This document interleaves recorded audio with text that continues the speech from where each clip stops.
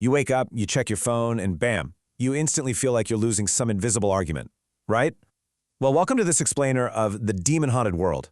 We're diving deep into the demon-haunted world today, looking at Carl Sagan's absolute masterpiece through a really powerful, completely new framework. Because, as you'll see, the demon-haunted world isn't actually about literal monsters hiding under your bed. No, the demon-haunted world is about the mind. Specifically, your mind after it's been just bombarded by way too many claims. Here, Carl Sagan gives us a method, and honestly, he asks something harder of us than just being smart. He asks us to remain warm, to remain open, but without ever becoming gullible. Dropping right in with this incredibly visceral truth. Sagan doesn't want you to become colder or more cynical. Instead, he's offering a method to protect your energy.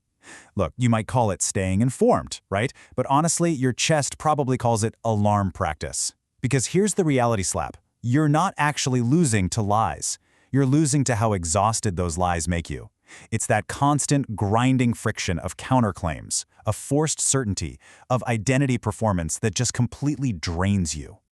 The contrast between these two states perfectly captures that friction. See, your everyday habit is just information grazing, scrolling, clicking, skimming. But under the hood, your nervous system is threat sorting. This is exactly why Sagan's approach to logic feels like such a massive relief, because right now you've essentially made your sense of reason carry this impossibly heavy burden of panic. When your brain is stuck on overdrive, constantly trying to sort out what's a genuine threat and what's just noise, well, logic suddenly starts to feel exhausting, doesn't it? So we have to start treating the skepticism as an energy architecture. It's a core part of the architecture of self we've been building here, a lived practice for keeping the mind clean. Let's call it epistemic hygiene. Just think about it. You wake up and your mind is already crowded. Some flashy headline grabs your jaw, a quick video clip tightens your neck. But the real danger here isn't just that you might believe everything you see. The danger is that every single unchecked claim steals a little bit of testing energy from you, totally depleting your vital reserves.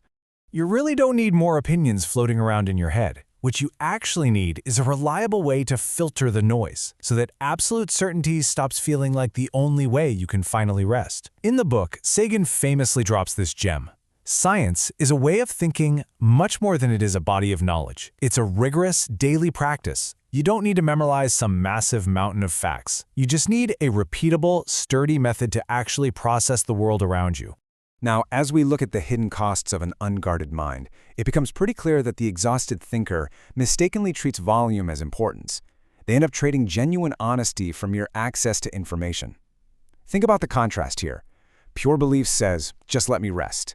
But a method says, hold on, let me check. Because by just letting everything in without a filter, you aren't just risking being wrong, you're actually risking becoming brittle. I want you to think for a second about a recent moment when you let a completely random claim absolutely ruin your afternoon. Got it? Okay, now apply this lens to that exact memory. What if your open mind has just become an unlocked door? See, leaving the door wide open isn't generous, it's not brave, it's just unguarded. A thought shouldn't get to just waltz into your mind without having earned a room there first. Sure, you owe external claims a basic level of courtesy, but you absolutely do not owe them residence. So here is the actual architecture of that filter.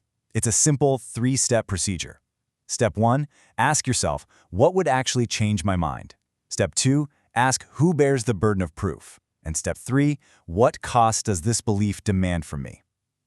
Adopting this procedure breaks the spell of constantly performing stamina. Because, honestly, so many of us have been using our intelligence just to show off how much stress we can endure, tricking ourselves into believing that this performance equals our self-worth. This method is a firm refusal to spend your life fueling counterfeit fires. Reaction asks, do I like this? Reason asks, how would I test this? It's a subtle but massive shift. A concrete procedure tells your underlying fear exactly what to do next.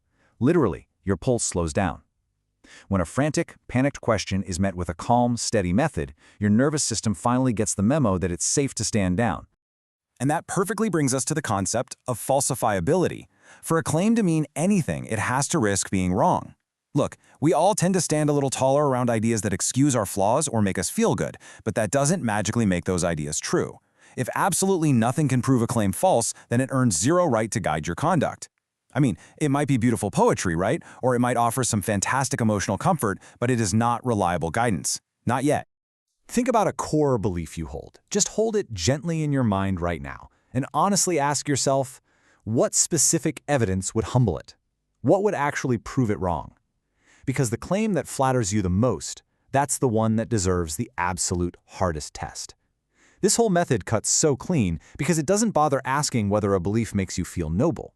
It just flat out asks whether the idea can survive the harsh, unblinking daylight of actual evidence. This right here is the absolute anchor of our explainer today. It's a striking visual reminder that true skepticism isn't about being suspicious of other people. It's about an intimate, rigorous discipline directed toward yourself, a candle before a telescope. It is such a beautiful analogy. It represents this core philosophy of blending personal intimacy with objective distance, making sure that your application of logic doesn't just completely strip the world of its warmth. The candle gives you that near light, right? It's that immediate, warm, intimate clarity. The telescope, on the other hand, gives you far sight, the grand, distant, overarching trajectory. But here's the catch. If you only use the candle, you're going to get completely lost in the immediate shadows. And if you only use the telescope, well, you'll be looking up at the distant stars, but you'll be tripping over your own feet in the dark. You absolutely need both. They are strictly necessary. Notice the brilliant reversal this presents. Doubt isn't the enemy of meaning. Not at all. Doubt is actually the exact mechanism that stops your meaning from being kidnapped by bad ideas.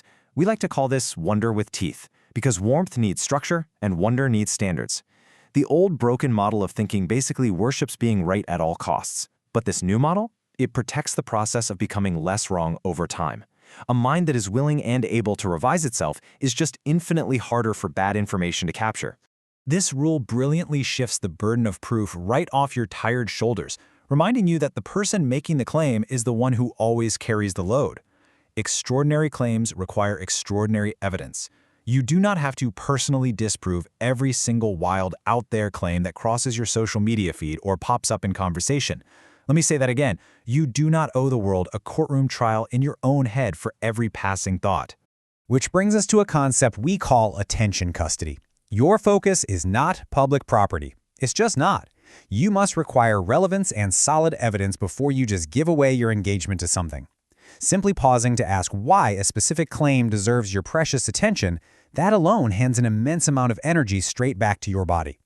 Just implementing this one single boundary is totally transformative for your daily energy levels. We so often confuse the speed of an answer with the actual clarity of our strength. So ask yourself, what claim has been using your fatigue as a key?